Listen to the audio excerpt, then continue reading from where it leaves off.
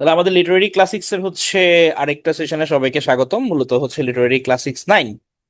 আপনার সাথে আছে আমি ডক্টর সিদ্ধার্থ, ইনস্ট্রাক্টর P2A। আজকে হচ্ছে আমরা 4টা লিটারেরি পিস কভার করার চেষ্টা করব। হ্যাঁ, তো আমরা গত সেশনে হচ্ছে এক বোনকে পড়েছিলাম আমরা, এমিলি।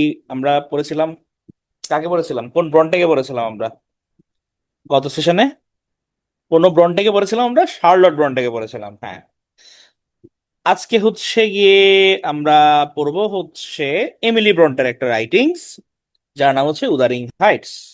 তো এই উদারিং হাইটস, এটা খুব ইন্টারেস্টিং একটা কাহিনী, এমিলি ব্রন্টের রচনা অবশ্যই। এবং এটা হচ্ছে গথিক নোভেল।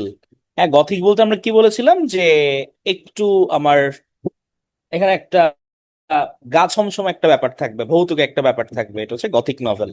লিটারারি এজ হচ্ছে এটা ভিক্টোরিয়ান এইজের। এটা ইয়র্কশায়ারের ঘটনা। হিথক্লিফ হচ্ছে এখানকার হিরো। হিরোইন যদি বলি ক্যাথেরিন আনসো। এবং মেইন থিম যেটা, যে অবসেসিভ লাভ বলা যায়। আমরা ভালোবাসার ক্ষেত্রে তো নর্মাল ভালোবাসার সঙ্গে আছেই, তার উপর হচ্ছে অবসেশন থাকে মানুষের, যে আমি একদম অবসেসড হয়ে গেছি এটার উপর। হ্যাঁ, এটাকে বলা হচ্ছে এটার মেইন থিম। তো এখানে হচ্ছে হিথক্লিফ, এইটা ক্যারেক্টার, মেইন ক্যারেক্টার। সে হচ্ছে, তাকে খুঁজে পেয়েছিল ছোটবেলায় Catherine Earnshaw, heroine. Edgar Linton, Isabella Linton, এটা হচ্ছে ক্যাথরিনের হচ্ছে হাজবেন্ড, এবং এডগারের বোন হচ্ছে Isabella. Hindley Earnshaw, Hareton Earnshaw, Catherine Linton, Nelly Dean, narrator যে ঘটনাটা বর্ণনা করছেন। এগুলো হচ্ছে আমার মূলত ক্যারেক্টার। তো আমরা ক্যারেক্টার গুলো হচ্ছে গল্প যখন শুরু করবো তখন আমরা আস্তে আস্তে বুঝতে পারবো। তো ঘটনা কোথায় বলেছিলাম? ঘটনা বলেছিলাম হচ্ছে এটা ইয়র্কশায়ারের একটা কাহিনী, নির্জন পাহাড়ি অঞ্চল। সেখানে হচ্ছে একটা পুরনো বাড়ি আছে যার নাম হচ্ছে উদারিং হাইটস। এই উদারিং হাইটস এর মালিক মিস্টার আর্নশ শহর থেকে ফিরে আসেন একটা অনাথ বাচ্চাকে নিয়ে, যার নাম হচ্ছে হিথক্লিফ। এখন হিথক্লিফ হচ্ছে কোত্থেকে আসছে, তার বাবা মাকে কেউই কিছু জানতো না। আর্নশ হচ্ছে গিয়ে তাকে মানুষ করতে লাগলেন। এখন এই যে মিস্টার আর্নশ, তার হচ্ছে আবার দুটো সন্তান, দুটো ছেলে মেয়ে আছে। একজনের নাম হচ্ছে হিন্ডলে আর একজনের নাম হচ্ছে ক্যাথরিন। এখন এই হিনলে আর ক্যাথরিনের মধ্যে হিনলে হিথক্লিফকে ঘৃণা করতো। কেন ঘৃণা করতো? কারণ তার কাছে মনে হচ্ছে যে সে তার বাবার ভালোবাসায় ভাগ বসাইছে। হ্যাঁ, যে বাইরে থেকে এসে উড়ে এসে জুড়ে বসে তার মধ্যে ভাগ বসাইলো। কিন্তু ক্যাথরিন আবার এদিক থেকে খুব ডিফারেন্ট। সে অল্প সময়ের মধ্যেই কিন্তু হচ্ছে একে অপরের সবচেয়ে কাছের বন্ধু হয়ে ওঠে। তারা একসঙ্গে পাহাড়ে ঘুরে বেড়াতো, ঝড় বৃষ্টির মধ্যে ঘুরে বেড়াতো। ধীরে ধীরে বন্ধুত্ব তাদের ভালোবাসায় পরিণত হয়। এভাবে সুন্দর দিন কাটতে লাগলো। কিন্তু ঝামেলা তখন হয় যখন মিস্টার আর্নশো একদিন হঠাৎ করে মারা যান। মারা যাওয়ার পর বাড়ির হচ্ছে বড় ছেলে হিসেবে দায়িত্ব চলে যায় হিনলের হাতে। এবং হিনলে তখন এই হিথক্লিফের উপর প্রতিশোধ নিতে শুরু করে। মানে কারণ ও তো আগে থেকেই ওকে ভালো পাচ্ছিল না। এই কারণে হচ্ছে দেখা গেল কি ওর সাথে চাকরের মতো ব্যবহার করা হচ্ছে। হ্যাঁ, শিক্ষা সমান সবকিছু থেকে তাকে বঞ্চিত করা হচ্ছে। তো যাই হোক, এভাবে ঘটনা চলতেছে। তো একদিন ক্যাথরিন আর হিথক্লিফ, ওরা দুজন ঘুরতে ঘুরতে হচ্ছে লিন্টন পরিবারের বাড়িতে পৌঁছে যায়। লিন্টন ফ্যামিলির বাড়ি, এটা হচ্ছে থ্রাসক্রস গ্রাঞ্জে। সেখানে গিয়ে ক্যাথরিন দেখে যে বড়লোকদের জীবন কেমন হতে পারে। হ্যাঁ, যে তাদের হচ্ছে তোমার কালচার, পোশাক, ভদ্রতা, খাওয়া দাওয়া, ধন সম্পদ সবগুলো তাকে আকৃষ্ট করে। এবং এই বাড়ির ছেলে হচ্ছে এডগার লিন্টন। এখন ভাই বড়লোক মানুষ, ভদ্র শিক্ষিত ধনী সে স্বাভাবিকভাবেই। তো ধীরে ধীরে হচ্ছে এডগার এবং ক্যাথরিন একে অপরের প্রেমে পড়ে যায়। কিন্তু ক্যাথরিন তো ভাই এতদিন ধরে তো সে হিথক্লিফের সঙ্গে ঘুরতেছে না, ছোটবেলা থেকে বড় হচ্ছে না। দুইজন দুইজনের উপর তো একটা ভালোবাসা আছেই। হ্যাঁ, কিন্তু এই যে মাঝখান দিয়ে এডগার ঢুকে গেল, এই জায়গায় হচ্ছে হিথক্লিফ একটু ভুল করে ফেলছে। হ্যাঁ, কারণ হিথক্লিফ যদিও হচ্ছে, সরি, ক্যাথরিন যদিও হিথক্লিফকে ভালোবাসতো, তো ক্যাথরিনের মাথায় আসলো আমি যদি হিথক্লিফকে বিয়ে করতে চাই, বিয়ে করি, তাহলে ও তো হচ্ছে অত রিচ না, তাহলে আমার হয়তো সোশ্যাল কোনো ভ্যালু থাকবে না। এই কারণে হচ্ছে ও সেফ রুটে গেল। সে চিন্তা করলো আমি এডগারকে বিয়ে করব। এবং এটা হচ্ছে গিয়ে সে একদিন ক্যাথরিন নেলিডিনকে হচ্ছে বলছিল যে আমি এডগারকে বিয়ে করতে চাই। এখন হিথক্লিফ তখন ঠিক বাইরে দাঁড়াই ছিল, দরজার বাইরে, এবং সে কথাটা শুনতে পাই। তো মজার ব্যাপার হচ্ছে গিয়ে সে যে শুধু এডগারকে বিয়ে করবে এই কথাটাই শুনেই সে তো মন খারাপ করে চলে গেছে হিথক্লিফ। কিন্তু ক্যাথরিন এর পরেও আসলে বলছিল যে I am Heathcliff, whatever are our souls made of, his and mine are the same. অর্থাৎ আমাদের আত্মা একই। মানে এটা মূলত হিথক্লিফকে নিয়ে বলছিল যে আমি এডগারকে বিয়ে করতে চাই কিন্তু আমি রিয়েলি ভালোবাসি হচ্ছে হিথক্লিফকে। আচ্ছা, এখন এইটা ইয়ে হয়ে গেল না যে মানে তুমি আমারে বিয়ে করতেছো না, তাহলে তো এটা মূলা ঝুলানোর মতো ব্যাপার হয়ে গেল। হ্যাঁ, যে অনেক সময় বলে না যে আমার মতো ভালো মানুষ তুমি পাবে না জীবনে, বা তুমি আমাকে ডিজার্ভ করো না। ব্যাপারটা এরকম হয়ে গেছে যে তুমি বিয়ে করে না অন্য জায়গায়, অথবা আমি অন্য জায়গায় বিয়ে করে নিচ্ছি। হ্যাঁ, সো তাহলে যে লাউ সেই কধুই। কিন্তু হিথক্লিফের হচ্ছে গিয়ে মনটা ভেঙে গেল। ভাঙা হৃদয় নিয়ে সে যে কোথায় চলে গেল কেউ জানতো না। এভাবে 3 বছর কেটে যায়। ক্যাথরিন অলরেডি এডগারকে বিয়ে করছে, হিথক্লিফের খোঁজ নাই। একদিন হঠাৎ করে হিথক্লিফ ফিরে আসে ব্যাক, এবং সে আর সে আগের গরিব না। সে ধনী, শিক্ষিত, আত্মবিশ্বাসী। হ্যাঁ, মানে টাকা পয়সা কামাই আসছে সে, কিন্তু তার মন আগের মতো নাই। মনের মধ্যে হচ্ছে গিয়ে তার বিশ্বাসঘাতকতা, প্রতিশোধ নিবে সে। হ্যাঁ, হিথক্লিফ কে যদিও হচ্ছে ক্যাথরিন বিয়ে করে না, এডগারকে বিয়ে করছে, আবার ক্যাথরিন কিন্তু আবার প্রথম প্রেমকে ভুলে যেতে পারে নাই। বাট তার মন তো জ্বলতেছে হিথক্লিফের, সে প্রতিশোধ নিবে। প্রথমে সে করলো কি, প্রথমে হচ্ছে হিথক্লিফ এখন যেহেতু সবার বিরুদ্ধে প্রতিশোধ নিবে, প্রথম তার শত্রুকে হিন্ডলে, কারণ হিন্ডলে তো তাকে চাকরের মতো অপমান করছে মিস্টার আর্শ মারা যাওয়ার পর। হ্যাঁ, তো সে কি করলো, জুয়া এবং ঋণের ফাঁদে ফেলে হিন্ডলের সম্পত্তি নিজের নিয়ন্ত্রণে নিয়ে নিল। তাহলে প্রথম ডান। এবার প্যারা কাকে দিবে? এবার দিবে হচ্ছে এডগারকে, এডগারের ফ্যামিলিকে, কারণ এডগার হচ্ছে এডগারকে বিয়ে করছে ক্যাথরিন। সে কি করলো, এডগারের বোন ইজাবেলাকে বিয়ে করলো, ইজাবেলা নিংটনকে বিয়ে করলো। এবং এটা ভালোবাসা থেকে না, কিন্তু শুধুমাত্র প্রতিশোধ থেকে, যে আমি ওকে প্যারা দিলে হচ্ছে ওর ফ্যামিলি প্যারা পাবে। তো ইজাবেলা বিয়ে করলো। ইজাবেলা বিয়ে করার পর খুব দ্রুত বুঝতে পারলো যে হিথক্লিফ আসলে মানুষ সুবিধার না। সে একসময় তাকে ছেড়ে পালিয়ে গেল। কিন্তু মন উচাটন হয়ে গেছে হচ্ছে ক্যাথরিনের, কারণ একদিকে হচ্ছে সে এডগারকে পছন্দ করছে, আবার এদিকে হিথক্লিফের প্রতি হচ্ছে তার অ্যাট্রাকশন আছে। মানসিক একটা দোটানায় সে ভুগছে।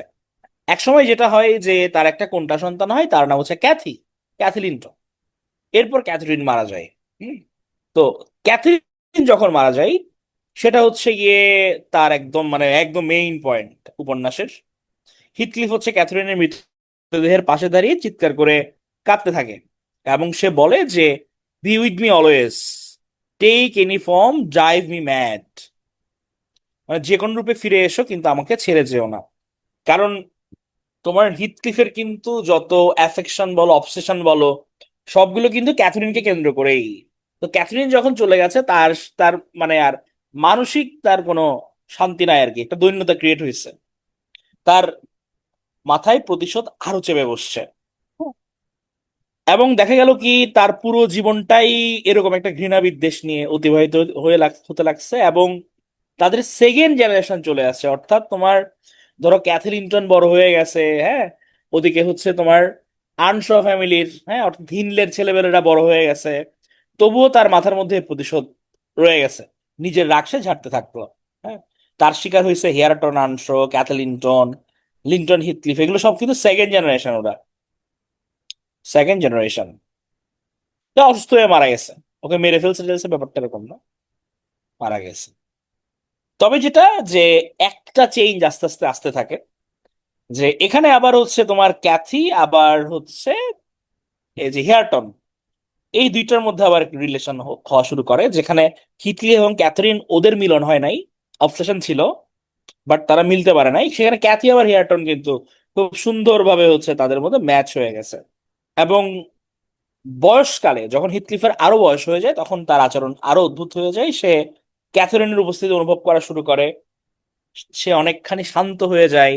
হ্যাঁ, আর প্রতিশোধ নিতে চায় না, আর বাঁচতেও চায় না। একদিন মৃত অবস্থায় হচ্ছে ওকে পাওয়া যায়, এবং মৃত অবস্থায় পাওয়া গেলেও তার মুখের মধ্যে হচ্ছে অদ্ভুত একটা শান্তি কাজ করে। হ্যাঁ, মনে হচ্ছিল যে যেন সে বহু বছরের অপেক্ষার পর অবশেষে সে ক্যাথরিনের কাছে ফিরে গেছে। এবং এটার কাহিনী শেষ হয় ক্যাথি এবং হেয়ারটনের বিয়ের মধ্য দিয়ে দুই পরিবার এক হয়ে যায়, এবং দুই প্রজন্মের যে ঘৃণা এবং প্রতিশোধ সেই চক্র শেষ হয়।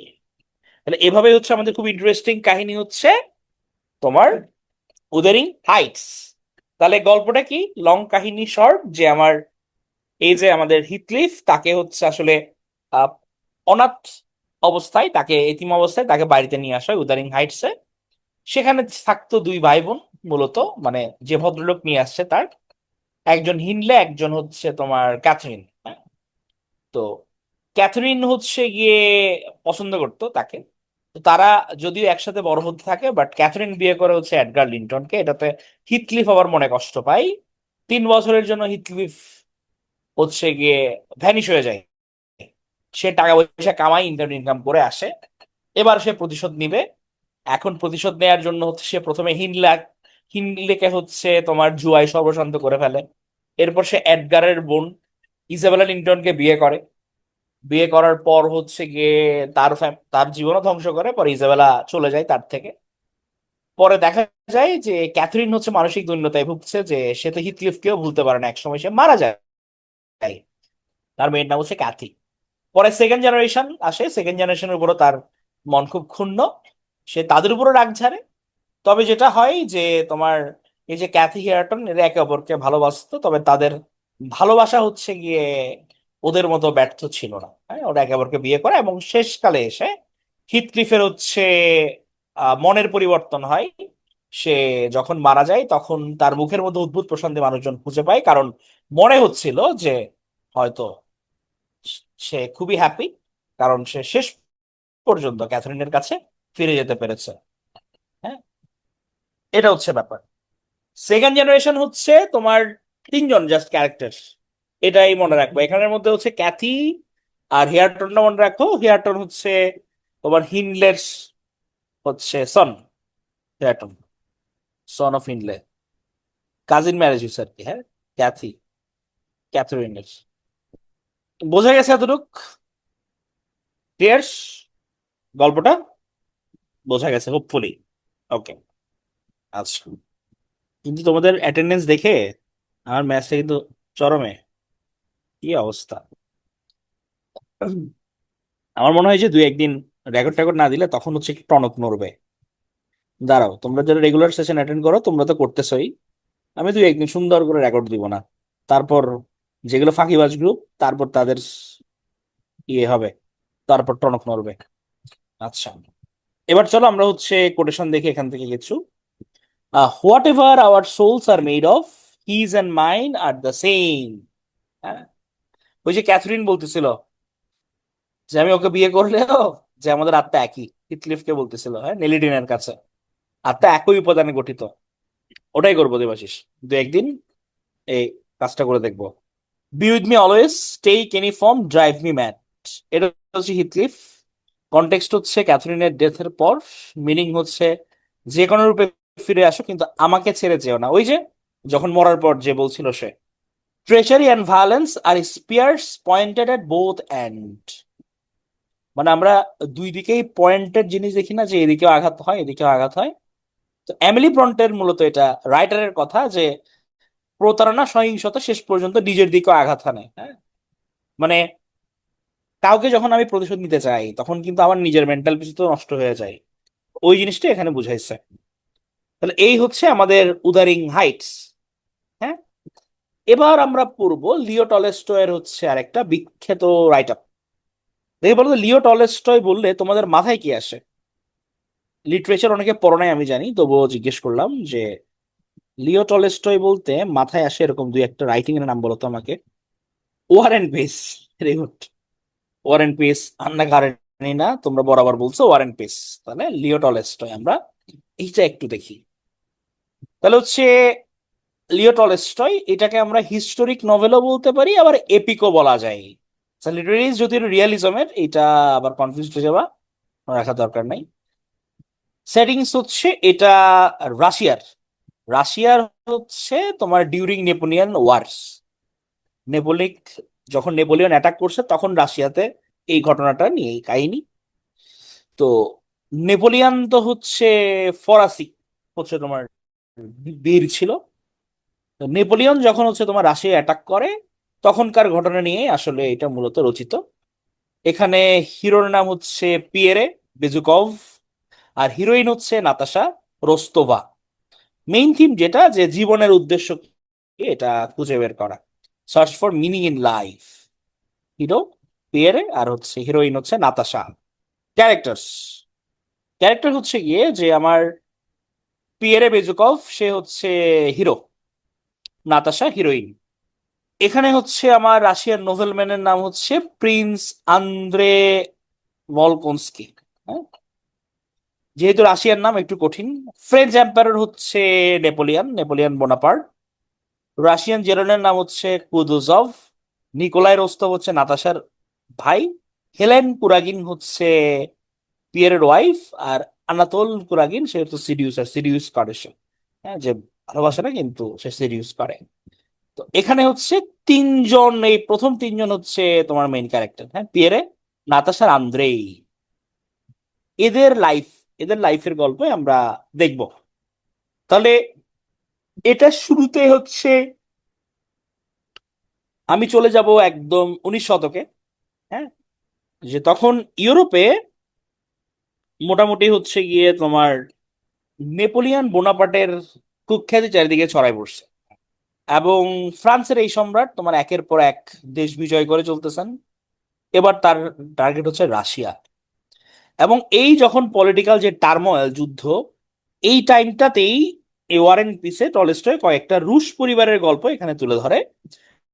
গল্পের তিন কেন্দ্রীয় চরিত্র, শুরুতে যেটা বলছিলাম যে পিয়েরে বেজুকভ, আন্দ্রে আর হচ্ছে নাতাশা, এই তিনজনের কাহিনী। পিয়েরে, আন্দ্রে, নাতাশা, এগুলো বলছি না কেন, কারণ পুরো নামটা যেহেতু রাশিয়ান নাম একটু কঠিন। হ্যাঁ, তোমাদের হয়তো মনে নাও থাকতে পারে। ওকে, সরি, আসলে কঠিন নাম, হ্যাঁ, বলকন স্কাই। আচ্ছা শুভ, লিটারারি এইজ ভিক্টোরিয়ান কিনা এটা নর্মালি রিয়েলিজম এইজের কথা ওরা বলে, রিয়েলিজমের কথা বলে। তবে হ্যাঁ, এটা তোমার ভিক্টোরিয়ানের আন্ডারে বলা যায়। কিন্তু রিয়েলিজম এইজটা হচ্ছে গিয়ে তোমার প্রচলিত কোনো লিটারারি এইজ না। So you can say it about the Victorian age. তাহলে চলো এবার এদের আমরা কাহিনীর মধ্যে ঢুকে ওয়ান বাই ওয়ান আমরা আগাই। প্রথমে আমরা পিয়েরের কাছে যাই। পিয়েরে হচ্ছে গিয়ে তোমার বড় লোকের ছেলে। হ্যাঁ, বড় লোকের ছেলে সে, তোমার ধনী অভিজাত। যদিও সে বুদ্ধিমান, সে, তার কনফিডেন্স নাই, জীবনের লক্ষ্য সে জানে না। হঠাৎ তার বাবা মারা যায়। বাবা মারা যাওয়ার ফলে যেটা হয় যে পিয়েরের প্রচুর টাকা পয়সা চলে আসে। এখন টাকা পয়সা আসলে হচ্ছে সবাই এখন তার বন্ধু হতে চাই, অনেকে অর্থের লোভে তার কাছে আসে। এখন এই টাইমে তোমার পিয়েরে হচ্ছে গিয়ে বিয়ে করে সুন্দরী হেলেন কুরাগিনকে, বা কুরাজিন। বাট যেটা হয় যে তোমার হেলেন যদিও তাকে বিয়ে করে, পরে সে বুঝতে পারে যে আসলে বিয়েটা ভালোবাসার জন্য না, এটা হচ্ছে তার স্বার্থের একটা সম্পর্ক। হ্যাঁ, তো এটা হচ্ছে স্বার্থের সম্পর্ক। পিয়েরের দাম্পত্য জীবন হচ্ছে ব্যর্থ হয় এবং সে আরো বেশি ভাবতে শুরু করে যে মানুষ কেন বাঁচে, জীবনের প্রকৃত অর্থ কি। হ্যাঁ, সে, তার মনের মধ্যে হচ্ছে এটা প্রশ্ন জাগে। এবার আমরা চলে যাই হচ্ছে আন্দ্রের লাইফে। আন্দ্রে হচ্ছে তোমার সাহসী উচ্চাকাঙ্ক্ষী। তার মাথায় সবসময় কাজ করতো যে আমি যদি দেশের হয়ে যুদ্ধ করি, এইটা হচ্ছে কি আমার সবচেয়ে মানে গর্বের ব্যাপার, এটা আমার লক্ষ্য, যুদ্ধক্ষেত্রে বীরত্ব প্রদর্শন। এই কারণে সে নেপোলিয়নের এগেইনস্টে যুদ্ধে যোগদান করে যখন তার দেশ আক্রমণ হয়। কিন্তু যখন সে যুদ্ধে গুরুতর আহত হয় তখন তার দৃষ্টিভঙ্গি পাল্টে যায়। এবং হচ্ছে সে উপলব্ধি করতে পারে সে যে এই যে এতদিন বীরত্বের কথা বলছে, গৌরবের কথা বলছে, এগুলো আসলে ক্ষণস্থায়ী। মানে দুজনেই কিন্তু আমরা দেখলাম কি যখন তারা জীবন যুদ্ধে একটা অ্যাডভার্স মোমেন্টের সামনে আসছে তখন তারা বুঝতে পারে তাদের চিন্তা চেতনার মধ্যে হচ্ছে চেঞ্জেসটা আসে। যেমন আমরা দেখলাম যে পেরি যখন হেলেনকে বিয়ে করছে এবং তার মানে রিলেশন, তার সংসার সবগুলোই প্যাথেটিক গেছে, তখন সে বুঝতে পারে যে মানুষের লাইফে তো এটা কি, আমরা তো যেটা নিয়ে চিন্তা করছি, মানুষ কেন বাঁচে, লাইফের মেইন মিনিং কি, এটা সে খোঁজার চেষ্টা করে।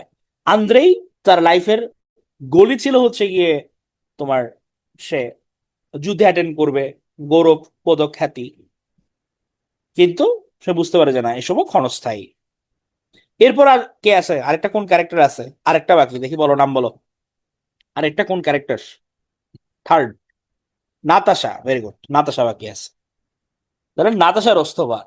নাতাশা হচ্ছে আবার তোমার প্রাণবন্ত, হাসি খুশি, আবেগপ্রবণ, রোস্তভ পরিবারের সে মেয়ে, উপন্যাসের সবচেয়ে লাইভলি ক্যারেক্টার্স এখানে। হ্যাঁ। তো যেটা হয় যে নাতাশা এবং আন্দ্রেই একে অপরের প্রেমে পড়ছিল, এই আমাদের অভিজাত যুদ্ধবাজ তরুণ।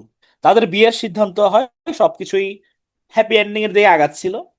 কিন্তু ওই যেটা তোমার ইজি তো আর ইকুয়েশন মিলায় না লেখকরা। হুম। তো লিও তলস্তয় হচ্ছে এখানে নাতাশাকে একটু দিগ্ভ্রান্ত করে দেয়। নাতাশা আরেকজনের প্রেমে পড়ে যায়, আনাতোল কুরাগিনের প্রতি। এই আনাতোল হচ্ছে কিন্তু সুদর্শন, কিন্তু দায়িত্ব জ্ঞানহীন। হ্যাঁ, তার কোনো দায়িত্ব জ্ঞান নাই, ভবঘুরে টাইপ। কিন্তু নাতাশা বলে যে আমি তাকে ভালোবাসা দিয়ে ভালো করে ফেলবো। হ্যাঁ। তো এবং সে হচ্ছে আনাতোলের সঙ্গে পালিয়ে যাওয়ার পরিকল্পনাও করে। ফলে যেটা হয় যে তোমার আন্দ্রের সঙ্গে তার রিলেশনটা ভেঙে যায়, এবং নাতাশ চলে যায় হচ্ছে ডিপ্রেশনে, অনুশোচনায় ভুগতে থাকে। তো এদিকে যখন তার ঘটনা আগাচ্ছে, নেপোলিয়ান ঢুকে পড়ছে রাশিয়াতে। নেপোলিয়ান রাশিয়াতে এন্টার করছে, পুরো দেশ যুদ্ধে জড়াই গেছে। এবং বড়দিনের হচ্ছে ভয়ঙ্কর যুদ্ধ হয়, এটা একটা এলাকা, হাজার হাজার মানুষ মারা যায়, রুশ বাহিনী পিছিয়ে যায়, এবং নেপোলিয়ন মস্কোতে প্রবেশ করে এবার। মানে এক এক শহর জয় করে আগাচ্ছিল। কিন্তু রুশরা শহর ছেড়ে গিয়েছিল, শহরে আগুন লেগে যায়। মস্কো ভাবছিল যে নেপোলিয়ন ভাবছিল মস্কো দখল করলে হয়তো যুদ্ধ শেষ হয়ে যাবে, কিন্তু বাস্তবে তখনই মূলত বিপর্যয় শুরু হয়েছে। হ্যাঁ। একদিকে শীত, একদিকে ক্ষুধা, আর হচ্ছে গিয়ে তোমার দীর্ঘ সরবরাহ লাইন। এসবের কারণে ফরাসি সেনাবাহিনী টিকতে পারে না, কারণ রাশিয়া কিন্তু তোমার বিস্তীর্ণ অঞ্চল, রাশিয়ার মধ্যে প্রচন্ড ঠান্ডা।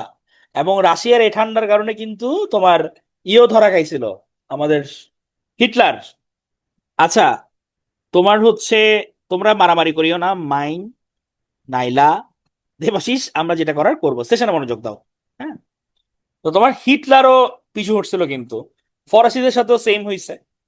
তারাও হচ্ছে গিয়ে তোমার যখন দেখছে যে মজুদ নাই তাদের খাবারের, প্রচন্ড ঠান্ডা, ন্যাচারাল ব্যারিয়ার এটা, মানে রাশিয়ার হচ্ছে ব্লেসিংস, ওদের যে ভৌগোলিক অবস্থানটা, তাহলে পিছু হটতে পারতো। এখন আমাদের ক্যারেক্টারদের কি অবস্থা? পিয়েরে, পিয়েরে হচ্ছে গিয়ে যুদ্ধের ভয়াবহতা খুব কাছ থেকে দেখে, কারণ সে বন্দিও হয়েছিল। এখন বন্দি দশায় মানুষের জীবন কষ্ট, এটাকে সে বুঝতে শেখে, এবং সে তখন বুঝতে পারে যে আসলে সুখ সম্পদে নয়, মানুষের সম্পর্ক, ভালোবাসা, সরল জীবনে। এটা হচ্ছে পিয়ারের লাইফের সবচেয়ে বড় চেঞ্জেসটা আসে। একে তো সে তার ওয়াইফকে হারাইছে, আবার সে বন্দি হয়েছে। সে বুঝতে পারে যে আসলে জীবনে ওগুলো কোনো মাহাত্ম্য রাখে না। আন্দ্রের কি হচ্ছে? আন্দ্রে তো আগে একটা যুদ্ধে আহত হয়েছে একবার, এই যুদ্ধে সে আবারও আহত হয়, এবং মৃত্যুর মুখে দাঁড়িয়ে সে নাতাশাকে ক্ষমা করে দেয়। সে উপলব্ধি করে ভালোবাসা এবং ক্ষমাই মানুষের সবচেয়ে বড় শক্তি। কিছুদিন পর আন্দ্রে মারা যায়, যেহেতু সে আহত ছিল। তো যুদ্ধ শেষ হয়, নেপোলিয়নও পরাজিত হয়। কিন্তু টলস্টয় যেটা দেখায় যে যুদ্ধের ফলাফল হচ্ছে সবচেয়ে গুরুত্বপূর্ণ, এবং মানুষ কি অভিজ্ঞতা লাভ করছে। কারণ তার লার্নিং ছিল এটাই যে তোমার ওয়ার এন্ড পিস, এই উপন্যাসে একটা যুদ্ধ থেকে তুমি কি পিক করলা, পাঠক হিসেবে আমি কি পিক করলাম, তার ক্যারেক্টার গুলো কি পিক করলো, মানুষটা কি পিক করলো, এই জিনিসটা বোঝার। নাতাশা ধীরে ধীরে তার জীবনকে গুছিয়ে নেয়, পিয়েরেও হচ্ছে অনেক চেঞ্জেস হয়ে আসে। এবার হচ্ছে তারা, পিয়েরে এবং নাতাশা, তারা কাছাকাছি চলে আসে, তারা নিজেরা বিয়ে করে। কারণ দুজনেই তারা বুঝতে পারে যে সুখ বড় কোনো অর্জনে নয়, বরং পরিবার, ভালোবাসা এবং অর্থপূর্ণ জীবনে। উপন্যাসটি এভাবে শেষ হয়ে যায়। তাহলে এটা কোনো যুদ্ধের গল্প না, উত্থান পতনের গল্প না, এটা বরঞ্চ মানুষের আত্ম অনুসন্ধান, ভালোবাসা এবং পরিণত হওয়ার গল্প। যে আমার লাইফের কোনো ট্র্যাজেডি, আমরা সবসময় বলি না যে জীবনে যদি কোনো বিপর্যয় আসে, উঠে দাঁড়াতে হয়। এবং তোমার সফলতা ওটার উপরে ডিপেন্ড করে, তোমাকে তখনই সফল বলা যাবে যখন তুমি বিফল হলে বা হোঁচট খেলে উঠে দাঁড়াবে। উঠে দাঁড়ানোটা গুরুত্বপূর্ণ আমাদের হচ্ছে, লার্নিং হচ্ছে এটাই। হ্যাঁ, নাথার সঙ্গে হচ্ছে পিয়েরের বিয়ে দেয়। তাহলে আমরা রিক্যাপ যদি একটু করি, তাহলে আমরা তিনটা ক্যারেক্টারকে আবর্তন করে এই কাহিনীটা আগাইছে। আমার পিয়েরে, নাতাশা, আর হচ্ছে আমাদের আন্দ্রেই। হ্যাঁ, তো পিয়েরে হচ্ছে গিয়ে তোমার অনাথ ধনী পরিবারের অবৈধ সন্তান, বাট তার বাবা যখন মারা যায় তার হাতে প্রচুর টাকা পয়সা চলে আসে, এবং টাকা পয়সার লোভে তার আশপাশে অনেক মানুষজন ভিড় করতে থাকে, তার সাথে বিয়ে হয় হেলেনের। কিন্তু দেখে যে না, হেলেন মূলত টাকা পয়সার জন্য তাকে বিয়ে করে, এই কারণে তার দাম্পত্য জীবন সুখের হয় না। সে ফিল করতে পারে যে আসলে আলটিমেটলি তোমার সুখটা কিসে। এরপর হচ্ছে আমরা দেখতে পাই যে কাহিনী গড়াই হচ্ছে আমাদের আন্দ্রের দিকে। সে যুদ্ধবাজ সৈনিক, তার কাছে মেইন লক্ষ্যই হচ্ছে বীরত্ব। এখন সে যুদ্ধে অংশগ্রহণ করতে গিয়ে আহত হয়। আহত হয়ে সে ফিল করে যে না, আমার এই যে বীরত্বের কথা, গৌরব পদক, খ্যাতি, এগুলো সবই তো ভুল। নাতাশা নাতাশা হচ্ছে গিয়ে খুব সুন্দরী মেয়ে, চাঞ্চল্য, চঞ্চল মন। এখন এই চাঞ্চল্য দেখাতে গিয়ে সে হচ্ছে গিয়ে রিলেশন ছিল তার মূলত আন্দ্রের সঙ্গে, বাট আন্দ্রে থেকে দূরে সরে সে আরেকজনের প্রতি আকৃষ্ট হয়ে যায়। এটার ফলে আন্দ্রের মন ভেঙে যায় এবং তারা দূরে সরে যায়। ইন দ্য মিন টাইম যুদ্ধ চলে আসে, মানে নেপোলিয়ন হচ্ছে রাশিয়া আক্রমণ করে। রাশিয়া আক্রমণ করার পর তারা যখন মানে ধীরে ধীরে একদম যুদ্ধ তুঙ্গে, তখন হচ্ছে গিয়ে দেখা গেল কি যে পিয়েরে যুদ্ধের মধ্যে বন্দী হয়ে যায়। বন্দী হওয়ার পর সে আসলে আরো ফিল করে যে মানুষের আলটিমেটলি রিলেশনটাই দিন সে টিকে থাকে এরকম, তোমার অন্য কিছুতে কোনো সুখ নাই। এরপর আমরা দেখতে পাই আমাদের আন্দ্রেই, সে হচ্ছে যুদ্ধে আবারও আহত হয়েছে, এবং আহত হওয়ার পর সে আরো ফিল করে ব্যাপারগুলো এবং আলটিমেটলি সে মারা যায়। আর এদিকে নাতাশা নাতাশা তো অলরেডি ডিপ্রেশনে আছে, সবকিছু সে হারাই ফেলছে। কিন্তু লেখক চিন্তা করলো যে না, আমরা দুই যে বাকি আছে দুই ক্যারেক্টার, এদেরকে আমি কাছাকাছি নিয়ে আসি, পিয়ের এবং নাতাশাকে সে কাছাকাছি নিয়ে এসে তারা বিয়ে করে।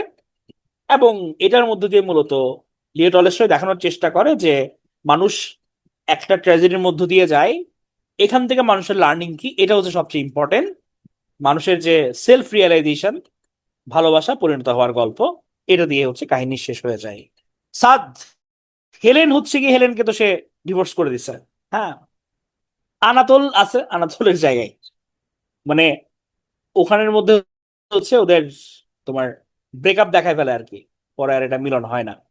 এরকম বিস্তারিত সাহিত্যকর্ম তোমার কুলসুম, এটা তুমি লিটারেচারের তুমি ছোট ছোট ক্লাসিক এটাতে পাবা। এটা ছাড়া তুমি গুগল সার্চ করলে কাহিনীর সিনপসিস পাবা। আবার তুমি ইউটিউব সার্চ করলে এগুলোর অনেকগুলো পডকাস্টও থাকে। এখন তুমি যদি লিটারেরি পিস আলাদা আলাদা পড়তে চাও, তাহলে সেক্ষেত্রে তোমাকে পুরো কাহিনীটাই পড়তে হবে, এরকম বই পড়তে হবে। আরেকটা যেটা করতে পারো, তুমি এআই এর হেল্প নিতে পারো। তুমি গুগল বা জিপিটি কে বললা যে আমাকে এটার স্টোরিটা পুরোটা বলো, তখন সে তোমাকে হচ্ছে গিয়ে কাহিনীটা বলে দিবে। হ্যাঁ, হ্যাঁ, মির্চি বাংলায় অডিও বুক আছে। তাহলে আমরা আশা করি হচ্ছে কাহিনীটা ধরতে পারছি। এবার আমরা চলো যে কোটেশনে যাই। তাহলে we can know only that we know nothing, এটা পিয়েরের কথা। আমরা শুধু এটুকুই জানি যে আমরা কিছুই জানি না। Strong line. আমরা আসলে মনে করি যে নিজেরা সব জানতা শমশের, কিন্তু একটা সার্টেন টাইম আমাদের আসলে গ্যাপ থেকেই যাই সবসময়। হ্যাঁ, গ্যাপ আমাদের থাকেই। The strongest of all warriors are this two, time and patience. সময় এবং ধৈর্য, এটা সবচেয়ে শক্তিশালী। Nothing is so necessary for a young man as the company of intelligent man. হ্যাঁ, এখানে হচ্ছে আবার তোমার এটা বলছে পিয়ারে যে একজন তরুণ মানুষের মানসিক এবং ব্যক্তিত্বের বিকাশে জ্ঞানী এবং বিচক্ষণ নারীদের সঙ্গে অত্যন্ত গুরুত্বপূর্ণ। হ্যাঁ, ইন্টেলিজেন্ট উইমেন দরকার ইয়াং ম্যানদের। সিয়াম বলছিল যে মেয়েরা অলওয়েজ এটা করে। হ্যাঁ, নাতাশার সিয়ামের সাথে কি এই ধরনের ঘটনা ঘটছে নাকি? আচ্ছা, বাংলাটা দেওয়া হয়েছে রোজি মূলত হচ্ছে তোমরা যাতে বুঝতে পারো, কনটেক্সটটা বোঝা যায়। হ্যাঁ, এই কারণে তাহলে তোমার আসে ডিরেক্ট কোটেশন ইংলিশটাই। তাহলে আমরা তিনটা দেখলাম।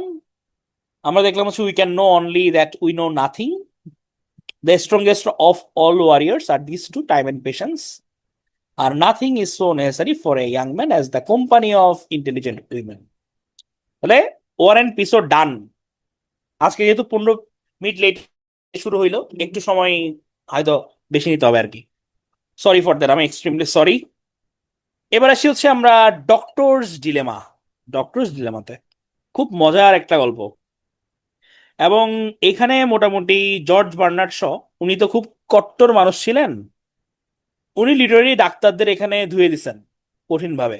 আমরা দেখব উনি কিভাবে ধুইছেন। এটা তাহলে জীবিষর। এটাকে কমেডি অফ আইডিয়াসও বলা হয়, মানে মানুষের যে ফিলোসফিক্যাল একটা আইডিয়া থাকে, প্রফেশনাল একটা ইথিক্স থাকে এটা নিয়ে। আর হচ্ছে প্রবলেম প্লেও বলা হয়। প্রবলেম প্লে মানে হচ্ছে যে ধরনের নাটকে মানুষের বা সমাজের অসঙ্গতিগুলো তুলে ধরা হয়, এগুলোকে বলা হয় প্রবলেম প্লে। এটা মডার্ন এইজের একটা আইটেম। লন্ডনের ঘটনা, হিরো হচ্ছে doctor sir Collins reason, Jennifer হচ্ছে তোমার heroine. Main theme medical ethics versus personal feelings, দুইটার দ্বন্দ্ব। তাহলে হচ্ছে আমার রিজন লুইস ডুট বাদ ডিউট ডুবে দাঁত।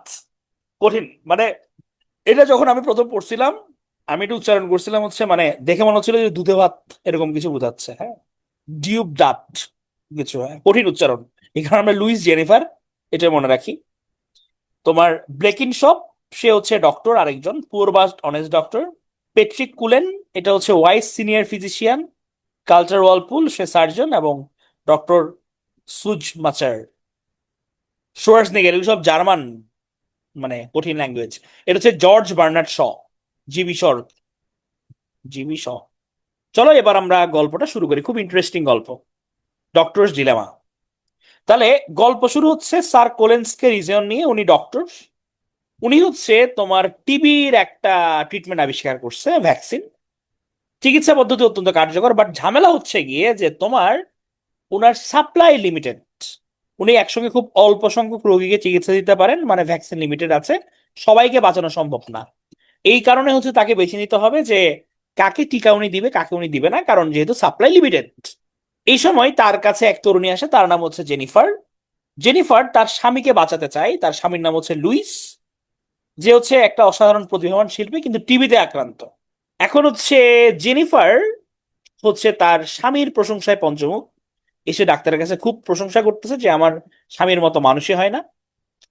কিন্তু রিজন আবার হচ্ছে জেনিফারকে দেখে তার মন ধরে যায়, সৌন্দর্য আন্তরিকতায় সে মুগ্ধ হয়, জেনিফারের প্রতি আকৃষ্ট হতে শুরু করে সে। রিজন মনে করে যে আচ্ছা, তার হাজবেন্ডকে অবশ্যই বাঁচানো দরকার, কারণ সে একজন মহান শিল্পী।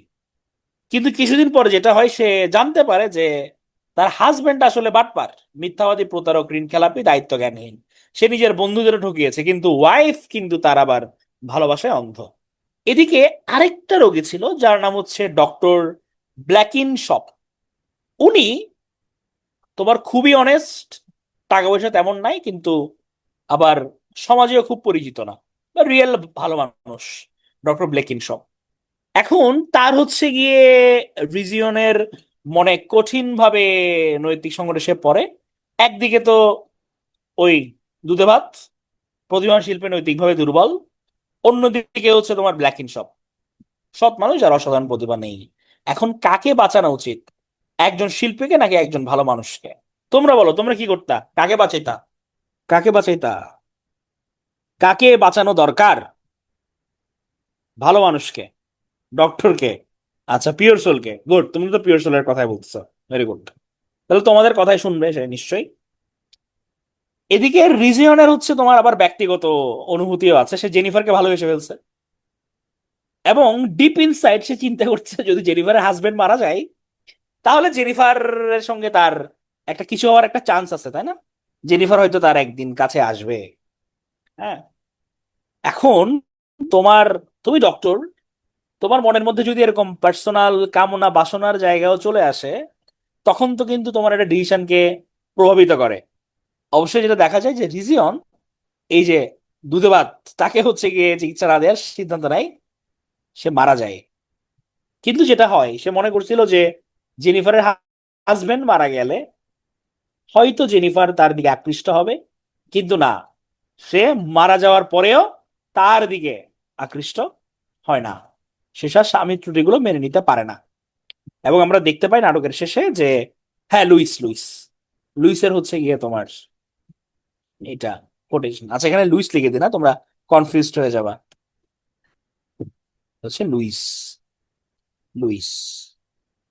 আচ্ছা, তো যেটা বলছিলাম যে তোমার তো মারা যায়, কিন্তু হচ্ছে নাটকের শেষে হচ্ছে রিজিয়ন বলে যে সে আসলে সম্পর্ক নিরপেক্ষ ছিল না, সে বুঝতে পারে তার ব্যক্তিগত আবেগও কাজ করেছিল। এখানেই মূলত দর্শকদের মনে প্রশ্ন রেখে যায়, একজন ডাক্তার কি সত্যি সম্পূর্ণ নিরপেক্ষ হতে পারে কিনা, মানে বায়াসনেস ডক্টরের কাজ করে কিনা, এটা সে থ্রো করে।